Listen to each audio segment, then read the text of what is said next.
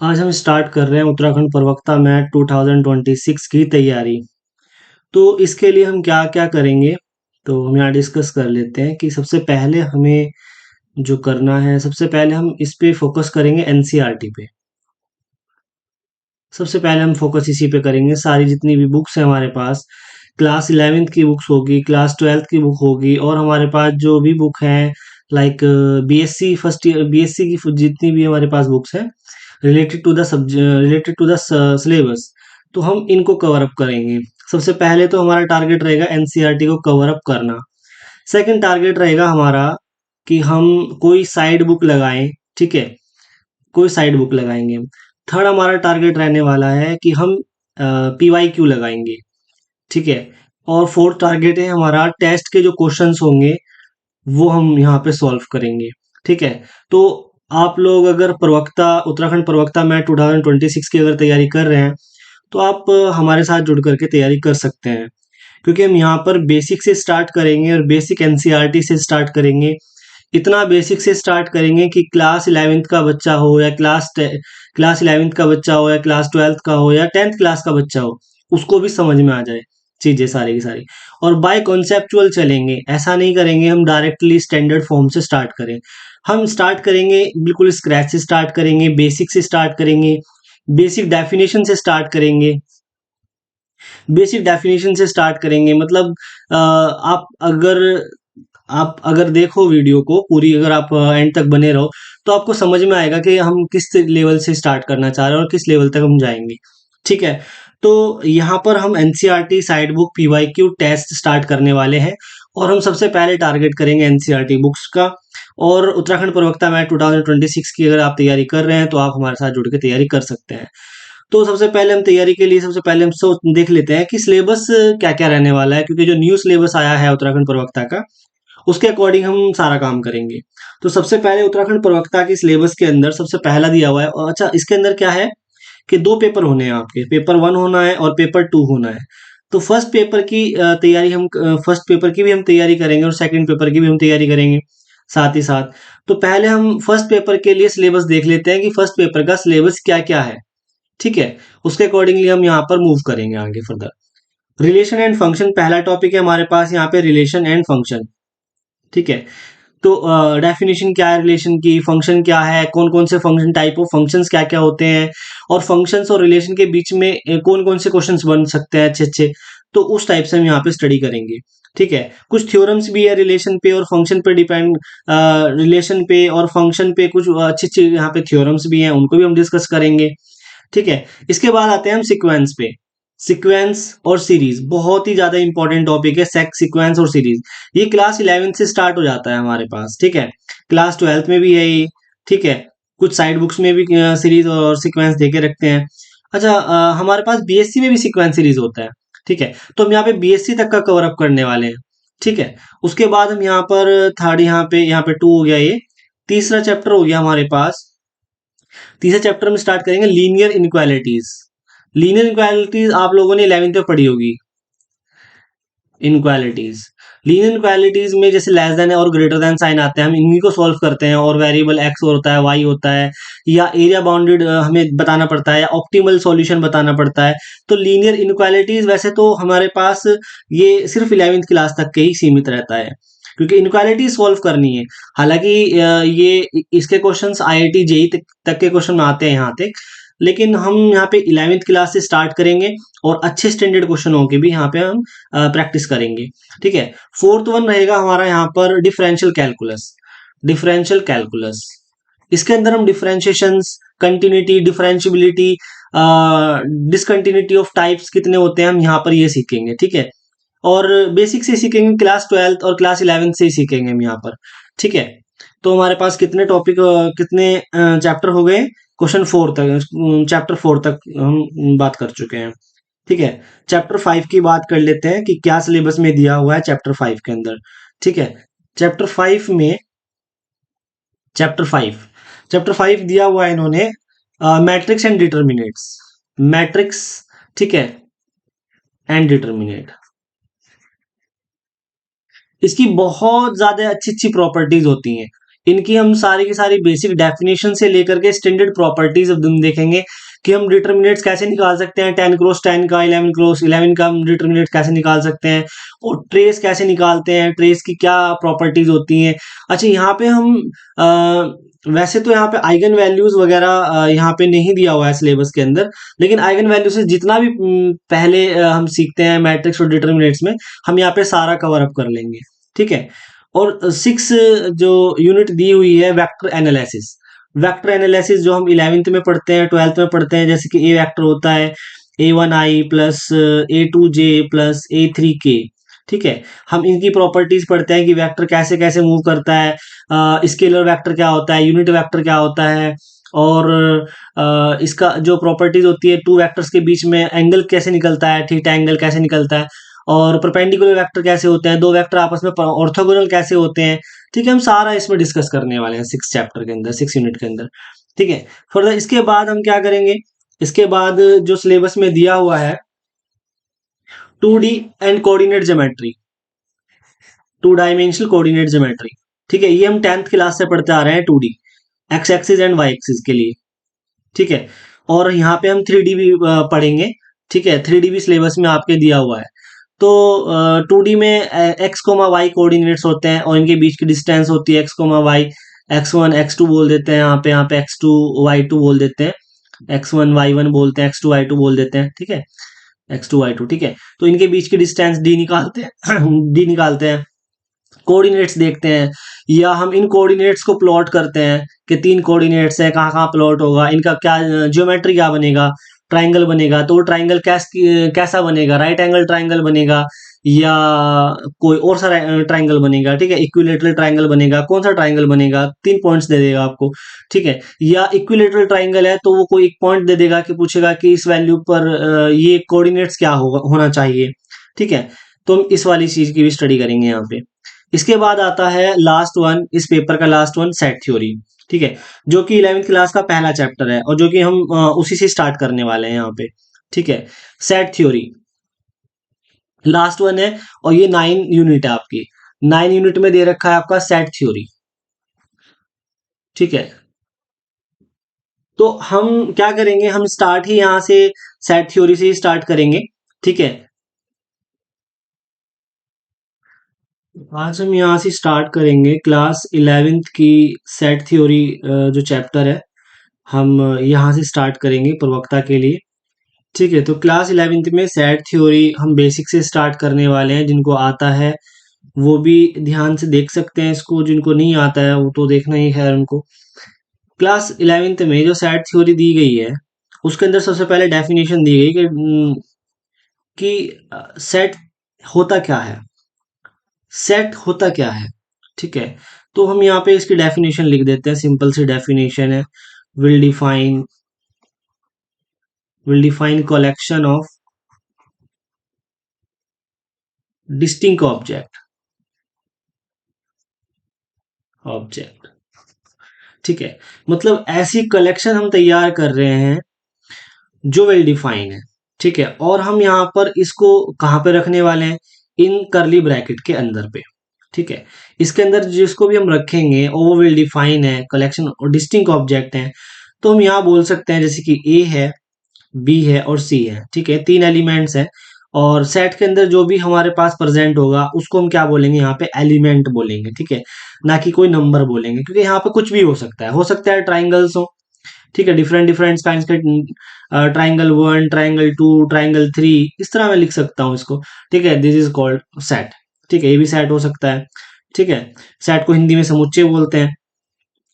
मैं इसमें यहाँ पे लिख सकता हूँ 1 2 3 4 5 6, इट्स ऑन, चलते जाओ, कितना भी लिख सकते हो यहाँ पे। ठीक है, ये भी लिख सकते हैं यहाँ पे।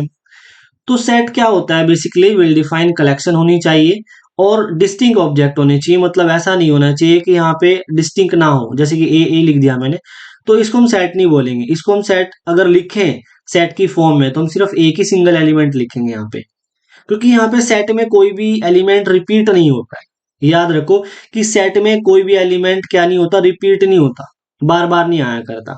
ठीक है, इतने हम बात समझ में आ गई है हमारे पास कि सेट के अंदर कोई भी एलिमेंट रिपीट नहीं हुआ करता है। ठीक है जी। तो हमारे पास जो सेट है वो आपको दिख गया होगा कि सेट कैसा होता है। ठीक है जी, इतना भी बात समझ में आ गया हमारी। अब हम यहाँ पे बात करते हैं कि क्या सेट जो होते हैं सारे फाइनाइट होते हैं या नहीं होते। कुछ सेट मैंने लिखे, जैसे कि सेट का एग्जांपल फॉर मैंने लिखा नेचुरल नंबर। ठीक है, नेचुरल नंबर का एक सेट है जिसमें हम भर सकते हैं 1 2 3 4 5। अब कहाँ तक भरूंगा भाई मैं, क्योंकि ये तो नंबर खत्म ही नहीं होते हैं। तो डैश डैश डैश लगा के मैंने छोड़ दिया इसको, इट्स ऑन। ठीक। रेशनल नंबर का सेट है या इंटीजर का सेट है, तो इंटीजर का सेट मैं कैसे लिख सकता हूँ यहाँ पे, डैश डैश डैश माइनस के, या मैं लिख सकता हूँ -2। जैसे आप छोटी क्लास में पढ़ता रहते हैं, तो -2 -1 0 1 2 3 डैश डैश डैश। मतलब ये दोनों तरफ से एक्सटेंड हुआ हुआ है, दोनों तरफ से ये चलता जा रहा है। ठीक है जी।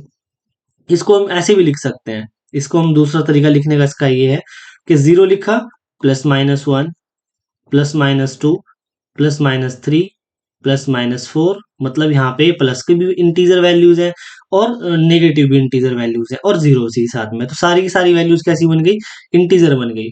ठीक है। अच्छा, मैं इसमें एक सेट ऐसा भी लिख सकता हूँ, जैसे अगर किसी ने कह दिया, एक सेट का नाम लिख दिया मैंने ए = 5 6 7 8 9 9 <10 और greater than 4। ठीक है, ऐसा भी सेट हो सकता है। तो मतलब बेसिकली हम ये देख पा रहे हैं कि सेट जो है वो फाइनाइट भी हो सकते हैं और इनफाइनाइट भी हो सकते हैं, दोनों तरह के सेट हो सकते हैं। तो अगली डेफिनेशन ये आती है कि फाइनाइट सेट क्या होते हैं और इनफाइनाइट सेट क्या होते हैं। ठीक है, कुछ नहीं है, बहुत ही बेसिक सी चीज है कि अगर नंबर ऑफ एलिमेंट फाइनाइट हो जाते हैं किसी सेट में, तो उसको हम फाइनाइट सेट बोलते हैं। और अगर नंबर ऑफ एलिमेंट इनफाइनाइट हो जाते हैं किसी सेट के, तो उसको हम इनफाइनाइट सेट बोल देते हैं। ठीक है, जैसे कि मैंने दो सेट आपको लेके दिखाए भी हैं। ये वाला सेट कैसा होगा, फाइनाइट सेट होगा, और ऊपर जितने भी लिखे हुए थे वो इनफाइनाइट सेट थे। ठीक है, तो फाइनाइट सेट सिंपल है कि नंबर ऑफ एलिमेंट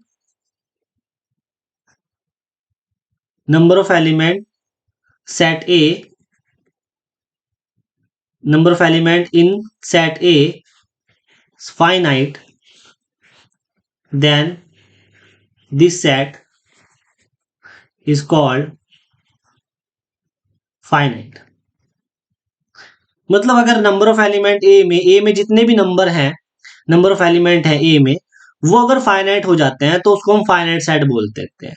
ठीक है, और इसी का ऑपोजिट है, अगर इसमें नंबर ऑफ एलिमेंट इनफाइनाइट हो जाते हैं तो उस सेट को हम इनफाइनाइट सेट बोल देते हैं। ठीक है, नंबर ऑफ एलिमेंट अगर इनफाइनाइट होते हैं तो इनफाइनाइट सेट, और अगर फाइनाइट होता है तो फाइनाइट सेट। सिंपल सी बात है, finite set. Number of element set ए अगर फाइनाइट हो गए तो मैं एग्जांपल लिख देता हूँ। फाइनाइट सेट कैसा दिखता है कि 1 2 3 इस टाइप का फाइनाइट सेट हो जाएगा। और इनफाइनाइट सेट,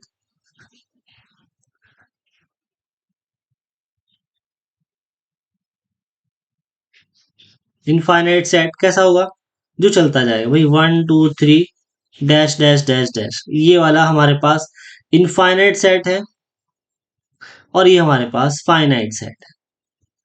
ठीक है, इतना हमें समझ में आ गया यहाँ पे, इनफाइनाइट सेट और फाइनाइट सेट के बारे में समझ में आ गया।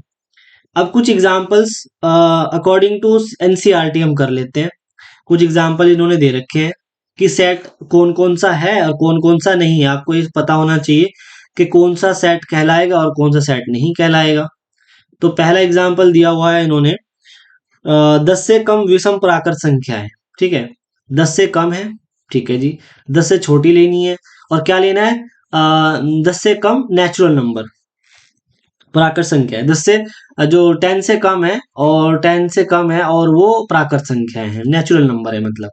तो 10 से कम नेचुरल नंबर क्या होते हैं, 1 होता है जी, 2 होता है, 3 होता है, 4 होता है, 5 होता है, 6 होता है, 7 8 और 9। 10 से कम है, प्राकृत संख्या है। ठीक है, और अगर बोले 10 से कम विषम प्राकृत संख्याएं हैं, 10 से कम हो और विषम प्राकृत संख्याएं हैं, तो विषम कौन कौन सी हो गई इसमें, 1 विषम हो गई, 3 विषम हो गई, 5 विषम हो गई, 7 विषम हो गई। तो ये वाली हमारी जो 4 संख्या है ये विषम हो जाएंगी और ये 9 भी हमारी विषम हो गई। ठीक है, तो ये एक सेट हो जाएगा 10 से कम जो है ऐसी प्राकृत संख्या है, नेचुरल नंबर जो विषम है, विषम मतलब ऑड संख्या है। ठीक है, 1, 3, 5 और 9, यहाँ पे 4 नंबर ले लिए मैंने। तो ये हमारे पास फाइनाइट सेट का एक और एग्जाम्पल हो गया। ठीक है, एक एग्जाम्पल और दे रखा है भारत की नदियां, जो इंडिया की रिवर है वो एग्जाम्पल दिया हुआ है। तो रिवर भी विल डिफाइन हो गया। ठीक है, मैंने बोल दिया रिवर 1, मुझे नाम नहीं याद है रिवर के, तो रिवर 2, रिवर 3, रिवर 4। ठीक है, तो मैंने 4 रिवर मान ली, सपोज दैट इंडिया में 4 रिवर है अगर, तो ठीक है, तो set A is equal to river 1, river 2, river 3, river 4। इसको मैं ऐसे डिनोट कर सकता हूँ, इसको भी ऐसे रिप्रेजेंट कर सकता हूँ। ठीक है जी, इसके बाद नेक्स्ट आता है एग्जाम्पल्स।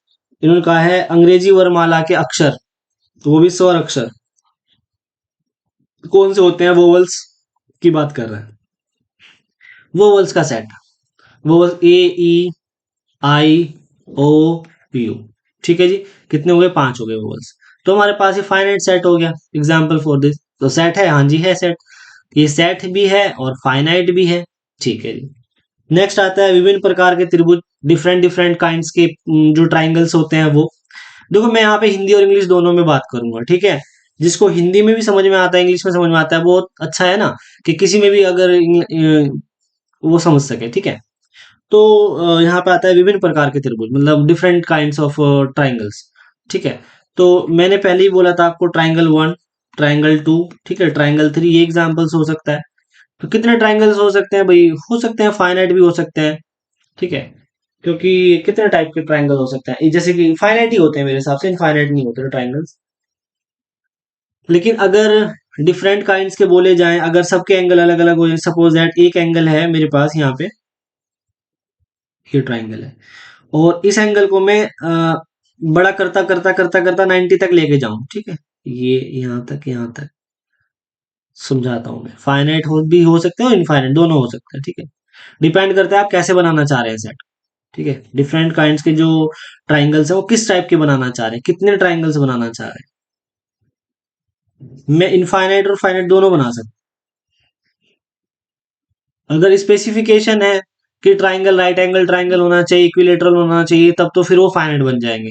और अगर एंगल पर डिपेंड करता है कि ट्राइंगल्स है, ये हो गया आपका राइट एंगल ट्राइंगल। ठीक है जी, अब इस एंगल को हम हल्के हल्के से चेंज करते जा रहे हैं। दूसरा ट्राइंगल हो गया जी, तीसरा ट्राइंगल, और ये एंगल जो है वो रियल से आ रहे हैं। ठीक है, तब मैं इन ट्राइंगल्स को अगर गिनती करूं कितनी आएगी, तभी मेरे पास इनफाइनाइट ट्राइंगल्स आएंगे, फाइनाइट नहीं आएंगे। ठीक है, तो फाइनाइट भी बना सकते हो, इनफाइनाइट भी बना सकता हूँ। ठीक है, लेकिन ये एक्स्ट्रा हो गया। अब उसके बाद जो एनसीईआरटी में दिया हुआ है, संख्या 210 के अभाज्य गुणनखंड, अभाज्य गुणनखंड 210 के, 210 के हम अभाज्य गुणनखंड लिख लेते हैं। क्या होता है अभाज्य गुणनखंड, 210 के अभाज्य गुणनखंड, 5 से डिवाइड करेंगे, वही जो हम करते आ रहे हैं बचपन में काम। 5 5 चौक 20, 5 दूनी 10। ठीक है, 2 से डिवाइड कर लो, 2 2 जा 2 1 जा, 7 या 21, 3 कम 3। ठीक है जी, तो ये प्राइम फैक्टर हो गया हमारे पास, 5 इंटू 2 इंटू 7 इंटू 3। ठीक है, लेकिन ये असेंडिंग ऑर्डर में लिखते हैं हम यहाँ पे, मतलब डिसेंडिंग ऑर्डर में लिखते हैं, सबसे बड़ा लिखते हैं फिर छोटा छोटा छोटा ऐसे करके लिखते हैं। ठीक है, तो ये होता है 5 2 7 3। तो हमारे पास सेट हो गया 5 2 7 3। देखो हम सेट में हम कैसे भी लिख सकते हैं, असेंडिंग में भी लिख सकते हैं, डिसेंडिंग में भी लिख सकते हैं, और जरूरी नहीं है कि कोई सीक्वेंस में ही हो। ठीक है, इंक्रीजिंग डिक्रीजिंग में ही हो, जरूरी नहीं है। ठीक है, हम सेट में कैसा भी लिख सकते हैं। ठीक है, ऐसा भी लिख सकते हैं भैया 2 5 7 3, ऐसा भी लिख सकते हैं, ये भी सेट वही सेट है। ठीक है, कोई डिफरेंट सेट नहीं है, दोनों के दोनों सेम सेट। इसकी के बाद आता है ये इक्वलिटी का कॉन्सेप्ट, कि सेट इक्वल कब होते हैं। ठीक है, इक्वल सेट किसे कहते हैं, इसी को सीखने के लिए हम क्या करते हैं कि इक्वलिटी का सेट की जो डेफिनेशन है वो क्या कहती है। ठीक, तो इक्वलिटी की डेफिनेशन ये कहती है कि two set are equal, two set are equal if and only if number of element of A and number of elements of B are equal and same and same same होने चाहिए, मतलब का एक ही cardinality, cardinality छोड़ो, अभी cardinality पे हम नहीं बात करते।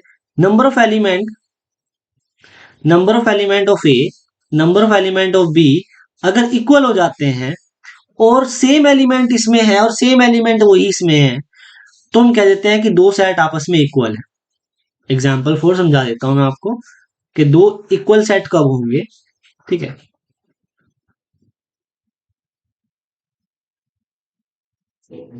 दो सेट आपस में इक्वल कब होंगे, जैसे एक सेट ए है जिसमें एलिमेंट रखे हैं वन टू, एक सेट रखा हुआ है बी, इसमें रखा है वन और थ्री, आपस में ये एलिमेंट, नंबर ऑफ एलिमेंट तो इक्वल है, इसमें भी टू है इसमें भी टू है, लेकिन नंबर ऑफ एलिमेंट दो है, इसमें भी दो एलिमेंट है, लेकिन यहाँ पे एलिमेंट वन है, यहाँ पे एलिमेंट वन है, ठीक है, लेकिन यहाँ पे टू है, लेकिन यहाँ पे तो टू नहीं है, इस वजह से ए और बी आपस में इक्वल नहीं होते। ठीक है, इसको हम क्या बोलते हैं, नॉट इक्वल सेट। ठीक है, इसीलिए यहां से कंसेप्ट हो गया कि not equal set, there exist एक element A belongs to A and A does not belongs to B, मतलब एक एलिमेंट ऐसा मिल जाए हमें जो ए में तो बिलोंग कर रहा हो लेकिन बी में ना कर रहा हो, तो इसलिए हम क्या बोल देंगे, A is not equal to B. यहां से डेफिनेशन ही निकल के आती है। ठीक है, बाय मैथमेटिकली इसको हम ऐसे लिखते हैं। ठीक है जी, इसके बाद हम सीखते हैं, जैसे कि इन्होंने एनसीईआरटी वालों ने दिया हुआ है, हम एनसीईआरटी को ही लेके चलेंगे। ठीक है, स्टैंडर्ड हम एनसीईआरटी को लेके चलेंगे, बीच बीच में हम एक्स्ट्रा चीजें कराते चलेंगे। ठीक है, इसके बाद एनसीईआरटी में क्या दिया हुआ है, नेचुरल नंबर का सेट। ठीक है जी, नेचुरल नंबर का सेट हमने देख लिया अभी, one two three, it's on चलता रहता है। ठीक है जी, इसके बाद इंटीजर का सेट हमने देख लिया, zero plus minus one plus minus two, it's on चलता रहेगा। ठीक है जी, तीसरा सेट रेशनल नंबर का सेट। रेशनल नंबर का सेट कैसा होता है, पी बाई क्यू की फॉर्म के होते हैं, such that Q is not equal to zero and LCM of P comma Q is equal to one, भाई इनका जीसीडी वन होना चाहिए। ठीक है, हम ऐसे लिख देते हैं। फिर रेशनल और इंटीजर, पॉजिटिव इंटीजर, एक इंटीजर था पॉजिटिव इंटीजर, मतलब हम वन टू थ्री फोर ये हम लेके चल सकते हैं पॉजिटिव इंटीजर। नेगेटिव इंटीजर हम minus one minus two minus three minus four minus five it's on, ये चल सकते हैं लेकर के। ठीक है, ये भी स्टैंडर्ड नोटेशंस है और स्टैंडर्ड हमारे सेट है ये। ठीक है, ये स्टैंडर्ड सेट हमें हमेशा याद रखने चाहिए कि नेचुरल नंबर क्या होते हैं, इंटीजर क्या होते हैं, रेशनल नंबर क्या होते हैं, इरेशनल नंबर क्या होते हैं।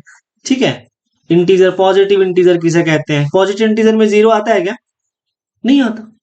क्यों नहीं आता, क्योंकि जीरो क्या है, पॉजिटिव नंबर है, नहीं है। पॉजिटिव नंबर जीरो नहीं होता, जीरो क्या होता है, न्यूट्रल होता है, ना तो वो पॉजिटिव होता है और ना ही वो नेगेटिव होता है, तो उसे क्या कहते हैं, न्यूट्रल कहते हैं। ठीक है जी,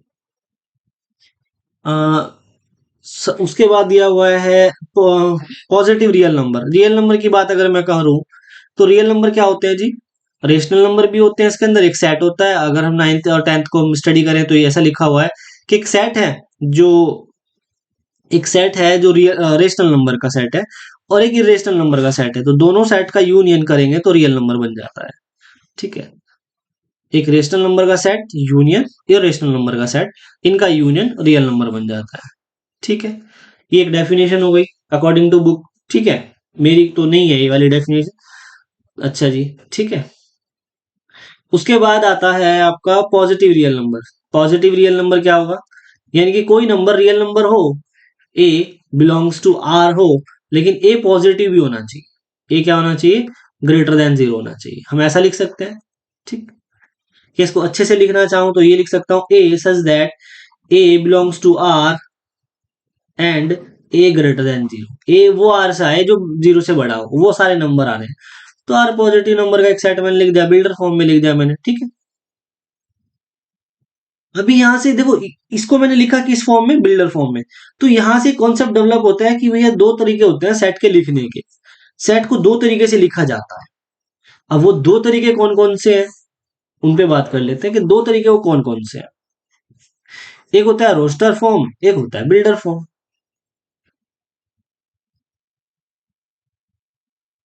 हम्म, हम्म,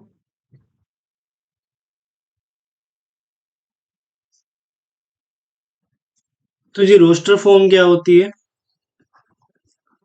रोस्टर फॉर्म होती है जिसको हम एक्सपेंशन से लिखते हैं, यानी कि हम इसे खोल के लिखते हैं कि यहाँ पर सेट में क्या क्या दिखाई दे रहा है, तो उसको हम बोलते हैं रोस्टर फॉर्म। ठीक है। और अगर हम इसी को ही ऐसा लिख दें, खोल के ना लिखें, सपोज दैट एक्स लिखें, एक्स अननोन है, लेकिन एक्स को बताना है मुझे क्या है एक्स, एक्स सच दैट, इस तरह से एक्स, किस तरह से एक्स भाई, कि एक्स ग्रेटर देन तो वन है और इक्वल टू भी वन है, less than equal to five है, और एक्स कैसा है, एक्स बिलोंग्स टू कोई नेचुरल नंबर है। ठीक है, वो नेचुरल नंबर है कौन सा, जो इस इसके बीच में आता है, तो इसका मतलब हमने यही सेट लिख दिया, इसको क्या बोलते हैं, बिल्डर फॉर्म। ठीक है, यहाँ पे हम बिल्डर फॉर्म और रोस्टर फॉर्म इस तरह से लिखते हैं। ये समझ में आ गया। अब यहाँ पे हम कुछ एग्जांपल्स और कुछ क्वेश्चंस कर लेते हैं एनसीईआरटी के बेस पे ही। ठीक है, एग्जाम्पल नंबर फर्स्ट कहता है जी, फर्स्ट एग्जाम्पल है हमारा, फर्स्ट एग्जाम्पल है X square plus X minus two is equal to zero, और पूछ रहा है समीकरण इसका हल समुच्चय रोस्टर रूप में लिखो। रोस्टर रूप आ गया हमें समझ में, रोस्टर रूप में लिखना है, इसका हल लिखना है मुझको। ठीक है जी, और वो भी किस में लिखना है, एक सेट में लिखना है। ठीक है, समुच्चय में लिखना है, इसमें मुझे क्या लिखना है, इसका हल लिखना है। अब 2 डिग्री का है तो दो ही हल होंगे, तो अगर आपके ऑप्शन में ऐसा आ जाए कहीं, तो आप ऐसे भी आइडिया लगा सकते हैं ना कि 2 डिग्री है, 2 सॉल्यूशन है, तो 2 ऑप्शंस में आना चाहिए, दो दो आना चाहिए, मतलब एक यहाँ पे सॉल्यूशन आए, एक यहाँ पे सॉल्यूशन आ जाएगा। तो सॉल्व कर लेते हैं, सॉल्व करेंगे तो x is equal to -1 plus minus under root B square minus 4ac, B square minus 4ac upon में 2a। ठीक, तो x is equal to -1 plus minus under root 9/2, इसको हम लिख सकते हैं, अगर प्लस साइन लेते हैं तो -1 प्लस 3/2, मतलब 2/2 इज 1, और -1 माइनस 3/2 -4/2 इज -2। दो आंसर आ गए मेरे पास, -2 और 1, -2 आ गया है और प्लस के 1 आ गया है। ठीक है जी, प्लस के 1, तो ये हमारे पास क्या हो गया, सेट हो गया, सिंपल है। इसके बाद हम क्या करते हैं, अगला क्वेश्चन है हमारे पास, समुच्चय दे रखा है हमें और उसको हमें किस फॉर्म में लिखना है, बिल्डर फॉर्म में दिया हुआ है, और हमें उसे आई थिंक रोस्टर फॉर्म में रूप में लिखना है, रोस्टर फॉर्म में लिखना है उसको। ठीक है जी, दिया क्या रखा है उसने, देख लेते हैं। उसने दे रखा है इस क्वेश्चन के अंदर एग्जाम्पल नंबर 2। ठीक, एग्जाम्पल नंबर 2 में दिया हुआ है कि x सच दैट x एक धन पूर्णांक है, एक कैसा है, धन पूर्णांक, इंटीजर, पॉजिटिव इंटीजर, x कैसा है, पॉजिटिव इंटीजर है। ठीक है, पॉजिटिव इंटीजर है और कैसा है, X square is less than 40 है। ठीक है, तो आपको बहुत ही आसान है ये क्वेश्चन, कोई दिक्कत नहीं है। एक्स स्क्वायर अगर लेस देन 40 है, अगर मैं स्क्वायर रूट इधर लेके चला जाऊं तो कितना बन जाएगा, लेस देन अंडर रूट 40, और अंडर रूट 40 अप्रोक्सीमेट कितना वैल्यूज होता है, अगर मैं 6 का करूँ तो 36 आना, मतलब 36 होगा तो 6 बाहर आएगा, और 7 का करूंगा तो 7 का स्क्वायर कितना होता है, 49, तो बड़ा हो जाएगा, मतलब 6 पॉइंट समथिंग आएगा, और मुझे इंटीजर चाहिए, और 6 भी इससे छोटा ही नंबर होगा। ठीक है, तो यहाँ पर मैं कौन कौन सी वैल्यू रख सकता हूँ, 6 और 6 से छोटी वैल्यू मैं यहाँ से रख सकता हूँ, और वो भी पॉजिटिव इंटीजर की बात कर रहा है, तो मैंने बताया आपको जीरो इंटीजर नहीं होता है। ठीक है, 1 आएगा, 2 आएगा, 3 आएगा, 4 आएगा, 5 आएगा और 6 आएगा, क्यों, क्योंकि 6 इससे छोटा है। ठीक है, क्योंकि ये वाली जो वैल्यू है वो 6 से भी बड़ी वैल्यू आएगी, लेकिन 6 पॉइंट समथिंग आएगी, तो इंटीजर मेरे पास छोटे वाली वैल्यू क्या बना, 6 बना, है ना। तो 1 से लेके कहाँ कहाँ तक जाऊंगा, मैं 6 तक जाऊंगा, तो ये मेरे पास एक सेट हो गया, इसका सॉल्यूशन सेट। ठीक है जी, इतना हो गया। नेक्स्ट चलते हैं, नेक्स्ट एग्जाम्पल दिया हुआ है 1/2, इसको रफ कर देते हैं। नेक्स्ट एग्जाम्पल दे रखा है इन्होंने, हाँ जी, नेक्स्ट एग्जाम्पल है, समुच्चय दे रखा है कि 1/2 comma 2/3 comma 3/4 comma 4/5 comma 5/6 comma 6/7, 6/7। ठीक है, ये आपके पास एक सेट है, इसका नाम ए है, इस सेट को आपको किस फॉर्म में लिखना है, बिल्डर फॉर्म में लिखना है जी, बिल्डर फॉर्म में लिखना है। कैसे लिखोगे बिल्डर फॉर्म में, आपको देखो एक पैटर्न देखना पड़ेगा, उस पैटर्न के अकॉर्डिंग चलना पड़ेगा। यहाँ पे 1 आया, 2 आया, 3 आया, 4 आया, 5 आया, 6 आया, मुझे लग रहा है नेचुरल नंबर ही आ रहा है, तो मैंने इसको स्मॉल एन लिख दिया। ठीक, डिवाइड बाई, और इसमें से वन जब वन बड़ा दिख रहा है मुझे, यहाँ 2 है तो यहाँ 3, 3 है तो यहाँ 4, तो मुझे लग रहा है यहाँ 1 प्लस एन होना चाहिए, सच दैट एन क्या होना चाहिए, एन मुझे पता है कि 1 से बड़ा होना चाहिए, 1 भी होना चाहिए भैया, और 6 6 के बराबर भी होना चाहिए, 6 से छोटा और 6 भी होना चाहिए। ये मेरे पास एक सेट हो गया बिल्डर फॉर्म। कोई दिक्कत इसमें? कोई दिक्कत नहीं। बस आपको पैटर्न ढूंढना है, उस पैटर्न को एन की फॉर्म में लाना है और एन को वेरी कराना है कि कहां से कहां तक आप एन लेना चाहते हो। और एन मेरे पास, ये मैं इसको एन मेरे पास कौन सा एन है? Natural number. नेचुरल नंबर, ये बता दो आप कि नेचुरल नंबर ले रहे हो भैया, रियल नंबर नहीं ले रहे हो यहाँ से, ठीक है। अच्छा जी, ये होगी कहानी खत्म इसकी। आगे तक चलते हैं, एग्जाम्पल 5 देख लेते हैं। एग्जाम्पल 5 क्या कह रहा है? ये छोटी छोटी चीजें हैं, ठीक है, लेकिन करनी हमें सारी इसकी सारी पड़ेंगी। कि एग्जाम में किस साइड से क्वेश्चन आ रहा है कुछ पता नहीं, ठीक है। उसके बाद हम देख लेते हैं यहाँ पे नेक्स्ट क्वेश्चन, एग्जाम्पल 5। एग्जाम्पल 5 क्या कहता है? बाई और रोस्टर है, और दाई और आपके पास बिल्डर फॉर्म है, तो उनका मिलान करना है, ठीक है जी। PRINCAL, ये आपका एक सेट दे रखा है, ठीक है। PRINCAL तो बोला गया क्या है यहाँ पर, इसका आपको बिल्डर फॉर्म कैसा दिखेगा? ऐसा दिखेगा, x is that x. X ऐसा शब्द है जो प्रिंसिपल का एक अक्षर है। क्या है? प्रिंसिपल का एक अक्षर है। PRINCIPAL, प्रिंसिपल का एक अक्षर है, एक अक्षर है। तो ये आपका रोस्टर हो गया, ये आपका बिल्डर फॉर्म हो गया, समझ में आ गया होगा। जीरो, ये किससे मिलान होगा भाई? ये होगा धन पूर्णांक। देखो, इसमें लिखा हुआ है एक्स सच दैट, एक्स एक प्राकृत पूर्णांक है, मतलब इंटीजर है। एक्स एक ऐसा इंटीजर है जो इस इक्वेशन को सेटिस्फाई करता है। यहाँ पे जीरो नहीं है, 1 है, ठीक है। एक ऐसा इंटीजर है जो इसको सेटिस्फाई करता है, और वो भी कैसा है? पूर्णांक इंटीजर है जो इसको सेटिस्फाई करता है। तो कौन सा सेटिस्फाई कर रहा है भाई इसको? इसको एक ही इंटीजर सेटिस्फाई कर रहा है जो जीरो। इसके लिए हम इसको टिक कर सकते हैं, ठीक है। इसी तरह से थर्ड एग्जांपल दिया हुआ है यहाँ पे, 1 2 3 6 9 और 18, ठीक है। इसके लिए हम क्या, कौन सा ऑप्शन टिक करेंगे? 1 2 3 6 9 18, इसका बिल्डर फॉर्म क्या होगा? एक्स एक धन पूर्णांक तथा 18 का भाजक है। तो हमें 18 के भाजक दिख रहे हैं ना, यानी कि डिविजिबल बाय 18। ये क्या, ये 18 से डिविजिबल, 18 के डिविजिबल हैं ये सारे। 1 डिवाइड करता है 18 को, 2 डिवाइड करता है 18 को, 3 डिवाइड करता है 18 को, 6 डिवाइड करता है 18 को, 9 और 18 डिवाइड करता है 18 को।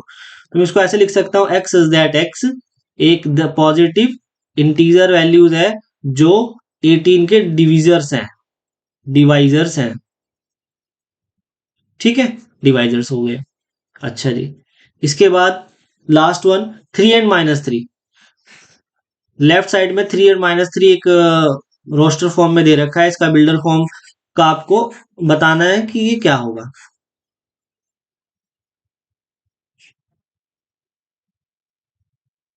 3 and -3, solution of X is that X is equal, solution of इसका X is that X is equal to 9, X square is equal to 9, ये है इसका सॉल्यूशन है, ठीक है। लिखा हुआ भी है पूर्णांक, ऐसा एक इंटीजर चाहिए जो इसको सेटिस्फाई करता हो भैया, तो हमने इसको इसको मैप करा देंगे, ठीक है। तुम्हारा यहाँ रोस्टर फॉर्म और बिल्डर फॉर्म हमारा खत्म हो गया है। फाइनाइट सेट क्या होता है हमें पता चल गया है, नंबर ऑफ एलिमेंट अगर फाइनाइट होंगे तो फाइनाइट सेट हो जाएगा। इनफाइनाइट सेट क्या होता है? नंबर ऑफ एलिमेंट अगर इनफाइनाइट हो जाए तो इनफाइनाइट सेट हो जाएगा। नल सेट, भाई जिसमें कुछ भी ना हो उसे क्या बोलेंगे? उसको भी तो कुछ ना कुछ बोलेंगे ना। अगर हमारे पास कुछ खाली ऐसा हो, इसमें कोई एलिमेंट हो ही ना, इसको बोलते हैं हम नल सेट। नल सेट मतलब रिक्त समुच्चय, रिक्त समुच्चय मतलब कुछ है ही नहीं इसके अंदर, ठीक है। तो ये हो गया हमारा नल सेट। हमारे पास सिंगलटन सेट, अगर एक ही एलिमेंट हो, एक ही एलिमेंट हो, या फिर यहाँ पे मैं लिख देता हूँ 5 ओनली, ठीक है। या तो एक ही एलिमेंट है तो उसे हम क्या बोलेंगे, सिंगलटन। क्या हो गया,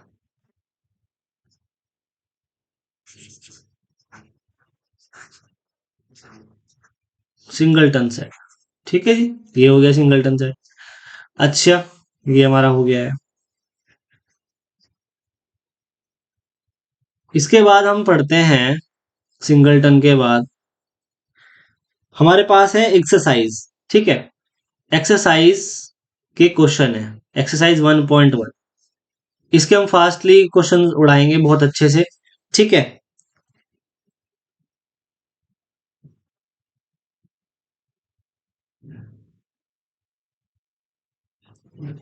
एक्सरसाइज 1.1 में हम देखते हैं कि सबसे पहले दे रखा है कि निम्नलिखित में से कौन से समुच्चय हैं और अपना औचित्य बताइए, अपने उत्तर का औचित्य बताइए। तो कौन कौन से सेट होंगे और कौन कौन से सेट नहीं होंगे। ठीक है, आप ऐसा समझ सकते हैं which of the following set और नॉट। ठीक है, तो हम यहाँ पे देख रहे हैं भैया कौन सा सेट है कौन सा सेट नहीं है। जे अक्षर से प्रारंभ होने वाले वर्ष के सभी महीनों का संग्रह, यानी कि जो जे जे अक्षर से स्टार्ट होते हैं उनके मंथ नेम। ठीक है, जैसे कि जनवरी हो गया। ठीक है, जनवरी, फरवरी। फरवरी तो जे से स्टार्ट नहीं होता ना, लेकिन हम पूरा लिख लेते हैं, जनवरी फरवरी जो जे से स्टार्ट होते हैं। जैसे जनवरी हो गया, जून हो गया। ठीक है, जुलाई हो गया, जुलाई हो गया जी, जुलाई हो गया, अगस्त, सितंबर, अक्टूबर, नवंबर, दिसंबर। तो ये जो जे से स्टार्ट होने वाले हैं ये भी आपके पास क्या हो जाएगा, एक सेट हो जाएगा। ठीक है, उसके बाद आता है आपका भारत के 10 सबसे अधिक प्रतिभाशाली लेखकों के नाम। प्रतिभाशाली जो भी, अगर आपकी क्वालिटी दे दी जाए ना, क्वालिटी दे दी जाए तो सेट नहीं होता। ठीक है, क्योंकि ये वेल डिफाइन नहीं होता, क्वालिटी कभी भी वेल डिफाइन नहीं हो सकती। आप इसको ऐसा समझ सकते हो कि ये 4 पर्सन है। ठीक है, इन 4 पर्सन के अकॉर्डिंग ये पर्सन क्वालिटी के बेस पर किसी को अलग जज करता है, ये अलग जज करता है, ये अलग जज करता है, ये अलग जज करता है। तो अगर ये सेट बनाएगा, सबसे प्रसिद्ध जो लेखक होंगे इनका अगर सेट बनाएगा, तो अपने सेट में कुछ और नाम रखेगा, ये कुछ और नाम रखेगा, और ये कुछ और नाम रखेगा, ये कुछ और नाम रखेगा। ठीक है, तो ये सेट आपस में होने चाहिए थे इक्वल। ठीक है, जबकि आपस में इक्वल नहीं होंगे, है ना। तो इसलिए हम क्या बोलते हैं, ये वेल डिफाइंड कलेक्शन नहीं हुई। जो भी क्वालिटी हो गई, ठीक है, अगर कोई गुड सिंगर है, ठीक है, ये भी गुड सिंगर आ गया ना, गुड सिंगर, तो ये भी क्वालिटी हो गया। बैड सिंगर, ये भी क्वालिटी हो गया। ठीक है, और इस टाइप की जो भी क्वालिटी बेसिस सेट होंगे, यानी कि जो क्वालिटी बेसिस होगी, डिफाइन वेल डिफाइंड कलेक्शन जो होगी, मतलब क्वालिटी बेसिस, तो वो हमारे पास वेल डिफाइन नहीं हो सकती। तो वेल डिफाइन नहीं हो सकती तो वो सेट नहीं बनाएगी। ठीक है, इतना हमें समझना है सिर्फ यहाँ से। तो आगे चलते हैं। इस आगे एग्जाम्पल दिया हुआ है, आपकी कक्षा के सभी बालकों का संग्रह। भाई बालक जितने भी हैं, जितने भी स्टूडेंट पढ़ रहे हैं हमारी क्लास में, क्लास सपोज दैट हमारी 9th क्लास है, 9th क्लास में 10 स्टूडेंट है। एक का नाम x1 है, एक का नाम x2 है, एक का नाम x3 है, एक का नाम x4 है, x10 है। ठीक है, 10 स्टूडेंट के नाम हम लिख सकते हैं, उसका हम एक सेट बना सकते हैं। जैसे कि ठीक है, ये हमारा एक सेट बन जाएगा। समझ में तो आ गया होगा इतना तो। इसके बाद आगे चलते हैं, ये तो सिंपल था बहुत ज्यादा। ठीक है, इसके बाद चलते हैं 100 से कम सभी प्राकृत संख्याओं का संग्रह। जो 100 से कम नंबर है और प्राकृत भी हो, नेचुरल नंबर, तो नेचुरल नंबर कौन से होते हैं जी, 1 2 3 4 5 6 7 8 9 10। इट्स ऑन कहाँ तक चलेगा, 100 तक चलेगा। और लेकिन 100 से कम बोला है तो भैया 99 तक चलेगा। ठीक है, ये आपका आंसर हो जाएगा। इसके बाद क्या बोला गया है, इसके बाद बोला गया है लेखक प्रेमानंद प्रेमचंद्र द्वारा लिखित उपन्यासों का संग्रह। जो प्रेमचंद ने उपन्यास लिखे हैं उनका संग्रह बना सकते हैं हम। कौन कौन से उपन्यास लिखे होंगे, उपन्यास 1, उपन्यास 2, उपन्यास 3, जितने भी लिखे होंगे तो ये हम अपना उनका सेट बना सकते हैं। ठीक है, यस, तो ये भी हमारे पास सेट हो जाएगा, ये भी हमारे पास सेट हो जाएगा। ठीक है, और जनवरी फरवरी वाला भी, जनवरी जैसे स्टार्ट होते हैं नेम, तो उनका भी एक सेट हो जाएगा। ठीक है जी, उसके बाद सभी सम पूर्णांक का संग्रह, सभी सम पूर्णांकों का संग्रह, पूर्णांक पूर्णांक इंटीजर ना, हाँ इंटीजर। तो सम पूर्णांक मतलब इवन इवन इंटीजर, तो इवन इंटीजर जो होंगे हमारे पास वो क्या होगा, जैसे कि जीरो हमारे पास इवन इंटीजर है, पॉजिटिव तो नहीं बोला, सभी सम पूर्णांक ठीक है, जीरो प्लस पॉजिटिव इंटीजर ना, not positive, even integer, even integer तो plus minus two, plus minus four, plus minus six, plus minus eight, तो ये हमारे पास एक सेट हो जाएगा जो पॉजिटिव इंटीजर का होगा, सॉरी पॉजिटिव इंटीजर बोल रहा हूँ बार बार मैं, इवन इंटीजर का होगा, तो ये हमारे पास इवन इंटीजर का सेट है। ठीक है, तो देखो जीरो जो होता है हमारे पास इवन नंबर होता है भैया, याद रखना ठीक है, इवन नंबर होता है। इवन नंबर कैसे होता है ये याद रख लो, इवन नंबर होता है ठीक है, इस पर डिस्कस नहीं करते, बहुत लंबा हो जाएगा नहीं तो चीजें, ठीक है। ये सोच लो कि जीरो और टू के बीच में डिफरेंस टू का है और टू टू का डिफरेंस है, तो ये भी इवन नंबर में काउंट होता है, इतना ही ठीक है। ठीक है, जीरो इवन नंबर होता है, हमने ये समझ लिया बस, ऐसे सोच लो। जीरो इवन होता है, वन तो पता ही सबको ओड नंबर होता है, ठीक है। और इवन ओड के बारे में तो पता ही है ना हमें, नंबरों के बारे में कि इवन नंबर क्या होते हैं, ओड नंबर क्या होते हैं। जो टू से डिवाइड हो जाए वो इवन नंबर होता है, जो टू से डिवाइड नहीं होता वो इवन नंबर नहीं होता, ओड नंबर होता है वो, ठीक है। इसके बाद आता है इस अध्याय में आने वाले प्रश्नों का संग्रह। हाँ भैया, जो भी क्वेश्चन नंबर आ रहे हैं, question number two, question number three, question number four, dash dash dash, ये हो गया, सेट हो गया, यस।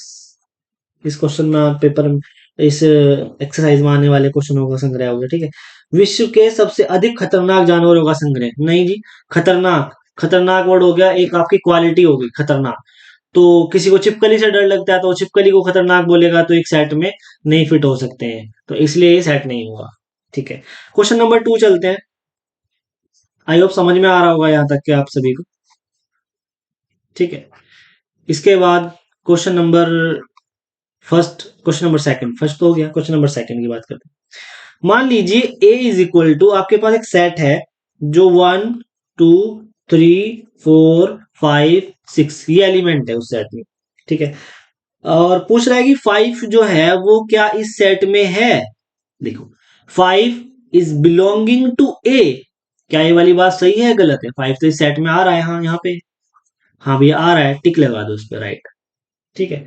अब पूछ रहा है कि एट जो है, एट क्या इसमें नहीं है, ऐसा, डज नॉट बिलोंग्स टू ए, सही है बात, ये भी सही है।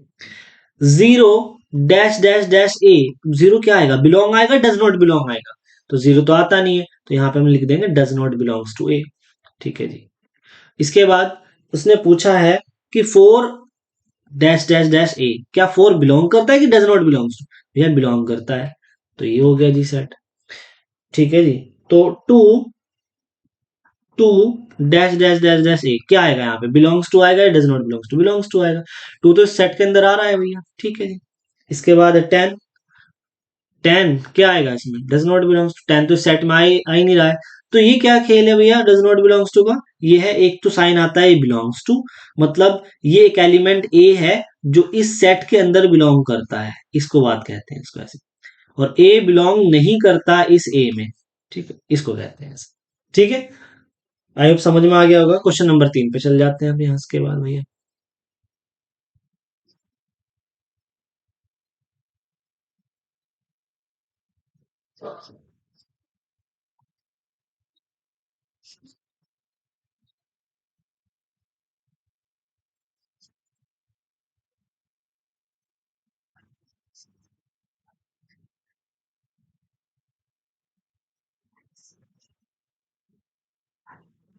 ठीक है, इसके बाद क्या करते हैं, क्वेश्चन नंबर थ्री, निम्नलिखित समुच्चयों को रोस्टर रूप में लिखिए।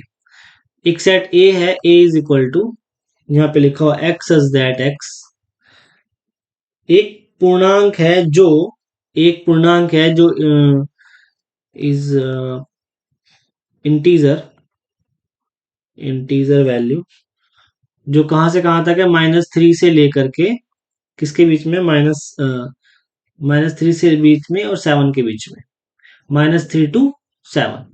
तो इसको मैं रोस्टर फॉर्म में लिखना है, कैसे लिखूंगा, माइनस थ्री तो इसमें इंक्लूडेड नहीं है क्योंकि इक्वल साइन नहीं लग रहा है यहाँ पे, ठीक है।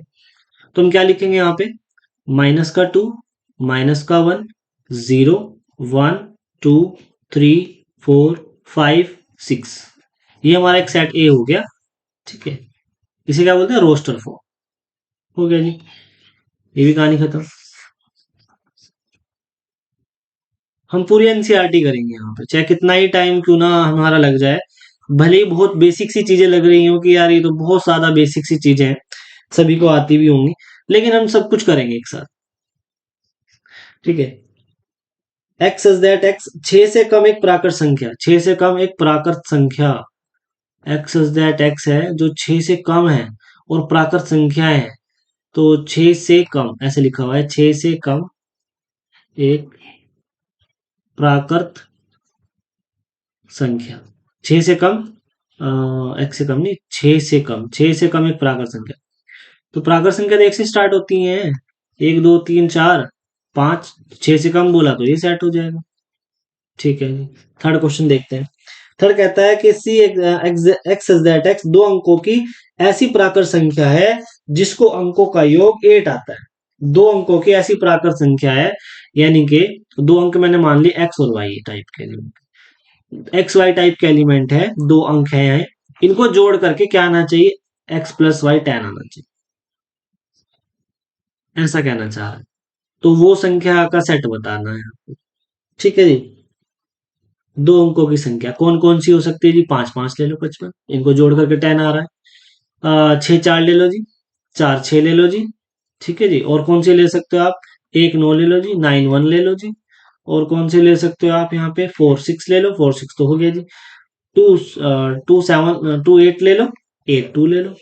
ठीक, आई थिंक पूरा हो गया, 1 2 3 रह गया ना, 3 7 एंड 7 3, 7 3, ये डॉट नहीं है, ये दो एक नंबर है, ये एक नंबर। ठीक है, तो ये सेट हो गया हमारे पास। ठीक है, इसको हम रोस्टर फॉर्म में ऐसे लिख सकते हैं। इसके बाद चलते हैं आगे।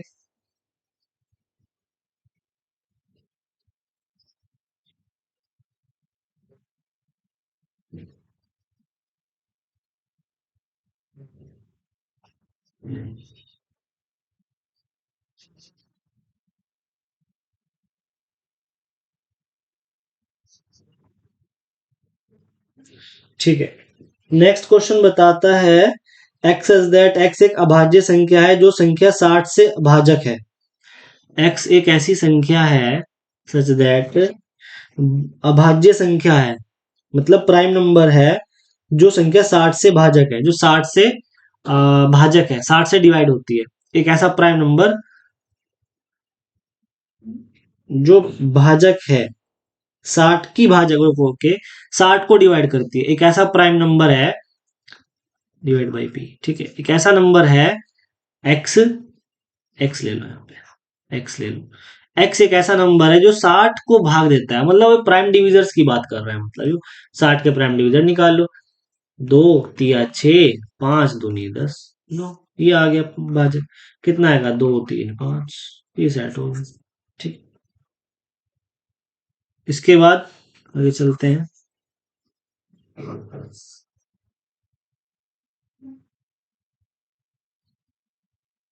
ट्रिग्नोमेट्री शब्द के एक सभी अक्षरों का समुच्चय, ट्रिग्नोमेट्री शब्द का एक समुच्चय बना लो जी, TRI, ट्रिगोनोमेट्री,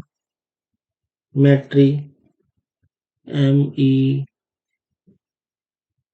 ट्रिग्नोमेट्री शब्द का एक ऐसा शब्द है, ट्रिग्नोमेट्री शब्द का समुच्चय बनाना है। ठीक है, तो बना लो जी, एक एक सिंगल सिंगल रख लो, टी रख लो, comma RI, comma GON, comma M, नहीं आया ना M। ठीक है, T आ गया, E आ गया, E नहीं आया, E, R आ गया, Y नहीं आया, Y, लो जी ये आ गया, आपका सेट हो गया, सिंपल सी बात है। इसके बाद नेक्स्ट क्या है, बैटरी शब्द के सभी अक्षरों का समुच्चय, बैटरी, डबल टी आ रहा है, डबल ई आ रहा है, उनको सिंगल सिंगल लग देंगे हम यहाँ पे, तो बैटरी शब्द का क्या बन जाएगा, समुच्चय बन जाएगा।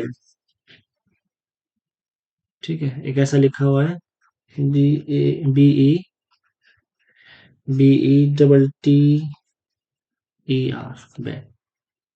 Batter, sorry not battery, better शब्द का। ठीक है, B, E, T, R, लो जी ये आपका एक सेट हो गया। ठीक है, कितना हो गया एक सेट? तो खत्म यहाँ पे क्वेश्चंस। ठीक है जी, तो आपका यहाँ पे ये क्वेश्चंस आपके क्वेश्चन नंबर 3 खत्म हो गया। क्वेश्चन नंबर 4 पे चलते हैं। क्वेश्चन नंबर 4 कहता है निम्नलिखित समुच्चय को समुच्चय निर्माण रूप में व्यक्त करो। निर्माण रूप में व्यक्त कर देंगे जी। मुझे लग रहा है कि वीडियोस जो है बहुत ज़्यादा बड़ी होने वाली है या बहुत ज़्यादा बड़ी हो गई है। तो इस वजह से मैं सोच रहा हूँ कि इसको मैं 2 पार्ट में वीडियो अपलोड करूँगा। पार्ट 1 मैं यहीं तक के इसको रोक देता हूँ। देन सेकंड वाला पार्ट जो होगा उसको मैं इसके आगे से स्टार्ट करूँगा। ठीक है? जितने भी बाकी क्वेश्चन रह गए हैं मैं नेक्स्ट वीडियो में इसको कवर अप करने वाला हूँ। ठीक है? तो अब मैं इस वीडियो को यहीं पर स्टॉप कर देता हूँ। Thank you for watching my videos.